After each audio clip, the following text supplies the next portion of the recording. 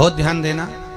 कई लोग पूछते हैं महाराज जी क्या घर में शंकर जी का शिवलिंग रख सकते हैं? रख सकते हो, मना नहीं है। जिसके घर में शंकर का शिवलिंग रहता है उसके घर में कभी बड़ा रोग प्रवेश नहीं करता। शंकर का शिवलिंग हो, पर शिवलिंग का भी प्रमाण है साहब।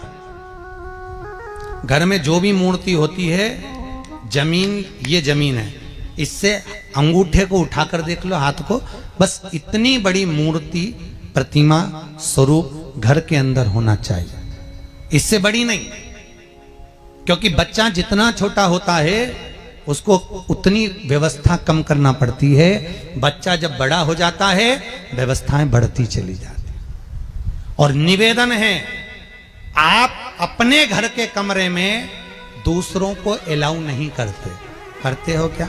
जेठानी का लड़का आया तुम्हारे कमरे में आकर बैठ गया, देवरानी का आया या ननंद के छोरा छोरी आए तुम्हारे कमरे में बैठ गया, तुम्हें अच्छा लगेगा? जल्दी कर बात निकल। अपने कमरे में तो बच्चे कहते हम कहां जाएं? दादी के कमरे में जा। क्योंकि बेचारी दादी का कमरा तो पंचायती। अपने कमरे में कोई नहीं होना। और ले देकर केवल एक भगवान का कमरा ही ऐसा होता है, भगवान का मंदिर एक ऐसा होता है जिसमें सब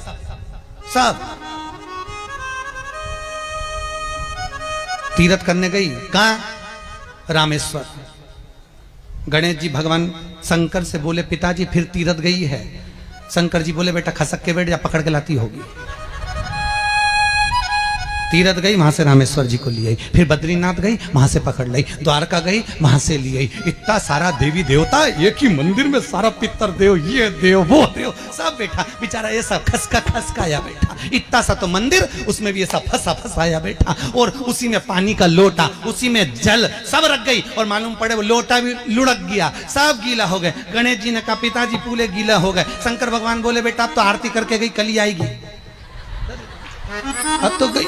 और सुबह से आई, इतनी सी शक्कर लिए, इतनी सी कटोरी में, और आरती भी कर रही शक्कर धर के, और दिया हाथ में, और इधर हाथ में घंटी, तन मन धन सब कुछ तेरा, मुंह से बोल रही तेरा, ऊपर से दिखा रही ठेंगा, समझना मत ही तेरा, समझना नहीं तेरा।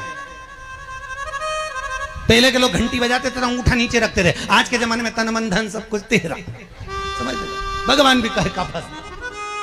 इतनी सी शक्कर, और सब भगवान के सामने एक इतनी सी शक्कर धर दी। गणेश जी के मैं खाऊं, राम जी के मैं खाऊं, हनुमान जी के मैं खाऊं, सब झगड़ रहा है। इतने में सब झगड़ रहे तो इन्होंने विचार करा, इनने खाने के चक्कर में अपनी किचकिच कराई। अब की बार ये किचन में जाओ तो अपन भी किचकिच कराओ। अब सारे पंडितों से पूछती फिर रही महाराज घर में शांति नहीं, घर में शांति नहीं। अब महाराज जी के कहीं मालूम कि क्यों शांति नहीं। जब देवताओं का किचकिच कराएगी तो तुझे कौन छोड़ेगा? जकर किचकिच भगवान।